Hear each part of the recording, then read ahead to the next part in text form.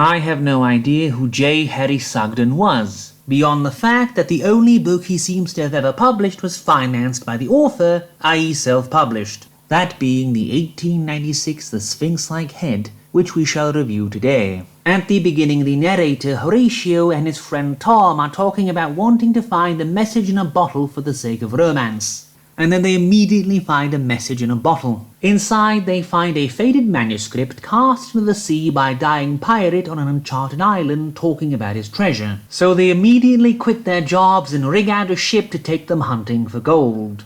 On the way, Tom mentions how he was nearly sacrificed by a sun-worshipping cult in India, which, while intriguing, has no bearing on the story at all. Arriving on an island dominated by a giant towering sphinx looking down on them, Tom and the ship's captain get sucked down a whirlpool and are seemingly drowned. The narrator is overcome with grief for a minute and then goes on to look for gold with the first mate and steward. Making their way down a tunnel, they are nearly drowned, before winding up in a mausoleum and finding the tomb of a deified ancient queen and deciding to sleep next to a mummified corpse. Horatio also steals the pearl from the dead queen's crown for no reason. Then someone steals it back and it is literally never brought up again. The group then witness a human sacrifice where a mechanical tongue burrows through a young woman's chest, and then they stumble on a screaming woman being menaced by a giant bat. They free her, find out her name is Lola, and the narrator immediately falls in love with her, and almost instantly starts thinking about the two of them dying together, after knowing her for less than 5 minutes. Then 5 minutes later, Horatio randomly mesmerizes Lola for no reason at all,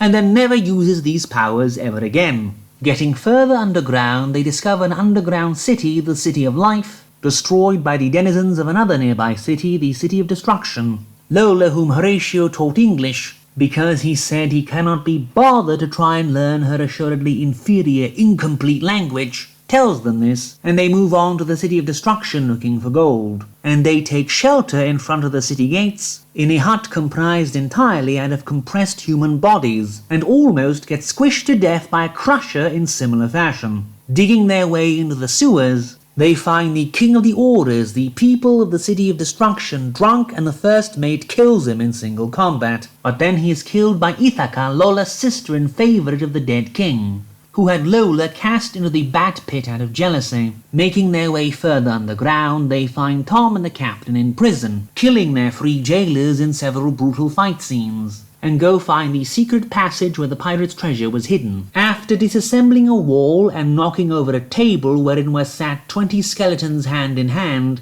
they find the treasure mostly in bars of silver, which Horatio silently complains about not being gold. Ithaca, who had followed them and who wanted Horatio for herself, watches the captain marry him to Lola, then shoots her with a poisoned arrow seconds after the ceremony. Horatio goes mad, chases after Ithaca, then throws her alive into an active volcano, though he does feel bad about it. The party escapes as an earthquake swallows up the island and Horatio goes mad and dies. For a self-published affair, it is actually rather good and not a little bit grim.